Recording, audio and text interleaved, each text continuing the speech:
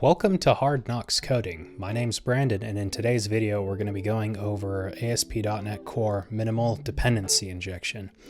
We'll be bouncing off of a prior video where we did authentication, because this is the best case for dependency injection. So let's go over what we currently have. We have a dictionary of sessions and a list of users.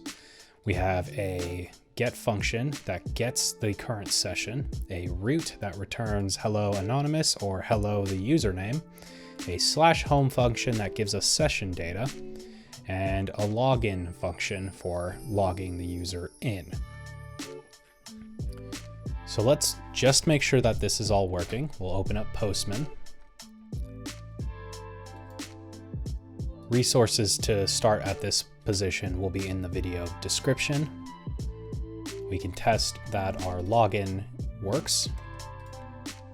And if we use that login token in our header to get the current session, we do in fact get the user's session data. So to start off, we're going to need to take the sessions and user information, and we're going to need to add this to a new class. We'll call this memory repository. We'll put these two in there and do a little bit of cleanup. Make both of these public, so they'll be instance per memory repository. And we'll extract that memory repository into a new file with session and user. Next, we'll need to go repair the damage that we've done to all these routes. So to do that, we're going to want to put memory repository repo as the first parameter on almost all of these functions, if not all of them. Okay, and then change some of the code to use that. So repo.sessions. While I'm here, I'm going to go ahead and make this uppercase. Sessions, repo.sessions, repo.sessions, repo.sessions. Make sure it's uppercase. Okay, repo.getSession, repo.getSession, repo.getSession. This will be repo.users and repo.sessions. Okay, and this function still exists there.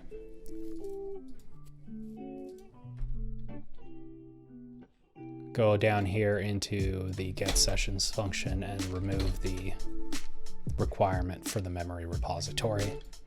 And now when we run it, we'll see that there's an error about body was inferred, but the method does not allow inferred body parameters. And we kind of look in there and it says repo body inferred. Do you mean to register the body inferred parameters as a service? So in this case, the repo needs to be registered. So let's go ahead and add that. So builder services add singleton, and we'll make this a memory repository and give it a function to create that, and we'll just give it a new memory repository.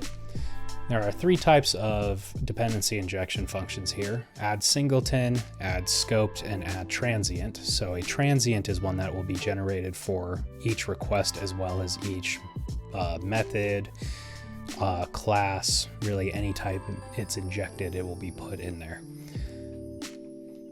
Scoped will be per request. So if I have a controller that requires a memory repository, and inside there is, say, a service that also requires a memory repository, they would both be the same instance. But if I called again, I would get a new one. And a singleton is the same for all instances. So we'll add a singleton because we just have one repository that stores it, and it's in memory, so we don't really need to worry about that right now. And if we run it, we should be able to test our calls. Let's see if we can log in. Okay, and we can. And do we have session information when we post?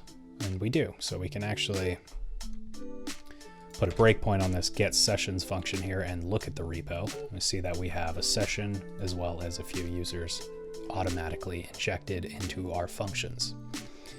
So to test your understanding on this, you could add a new type of service that gets injected into these controllers that's more of a instance per request. So each time you call, maybe it increments a number. I highly recommend doing that on your own, pausing the video because I'm about to start doing that right now. So first off, let's create a new repository. We'll call this a counter repo, and we'll put a public int counter number. We'll just call it num, and we'll set this to 0. We'll go ahead and add this singleton in here, and we'll add the counter repo as one of the parameters. Let's add a get function in here. So this will just be /counter. And we want this counter repo to be the one that's supplied. And we're just going to return repo .num. This should better let us experiment with what we have here. So hopping back over into Postman, do /counter, /counter. So 0, 0, 0, 0.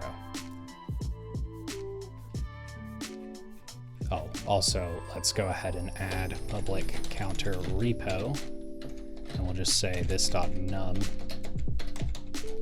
Well, actually, let's change this up just a bit. We'll do a propful, and we'll keep this as counter. And when you get counter, we need to counter ++, then return counter.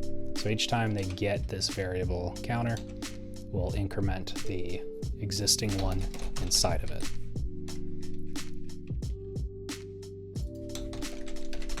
Okay. Now when we go in here and run it, we get 1, 2, 3, 4, 5, 6. So it maintains itself because it's a singleton. We add a transient. It should behave very similarly to scoped, so it should always be 1. This is gonna we're not gonna be able to experiment with this until we create sub dependencies as well. So let's say maybe, well, we're not gonna do that here. We'll go over that maybe in the future when we go over more complicated dependency injections. But for now, we'll just add scoped as well to test that. And when we call them, we get the same 1 as the response. Thank you for tuning in. If you like this video, please consider joining us on our one-on-one mentorship program, where we take people from no programming skills to full stack developer in 6 months by doing hands-on training. My name is Brandon, and I'll see you guys in the next one. Bye.